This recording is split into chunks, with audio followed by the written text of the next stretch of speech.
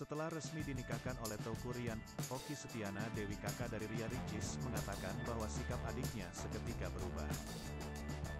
Okky Setiana Dewi menyampaikan hal tersebut saat memberikan sambutan di resepsi pernikahan Ria Ricis dan Teuku Ryan, Sabtu, tanggal 13 November tahun 2021. Dalam kata sambutan tersebut, Okky menitipkan adik kesayangannya tersebut kepada Ryan. Abang Teuku Ryan titip adik kesayangan kami, Ria Ricis, untuk Ricis titip juga Ryan adik kesayangan kami juga. Tetaplah kalian saling cinta, saling jaga sampai maut memisahkan, ujar Okky Setiana Dewi. Pada kesempatan tersebut juga Okky menceritakan hal yang menarik tentang kelakuan adiknya tersebut. Okky menyampaikan bahwa adiknya tersebut sudah lupa tidak menghubunginya lagi setelah menikah.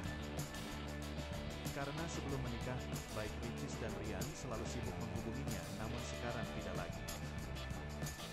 Dirinya juga menyampaikan hal itu dengan nada menggoda keduanya.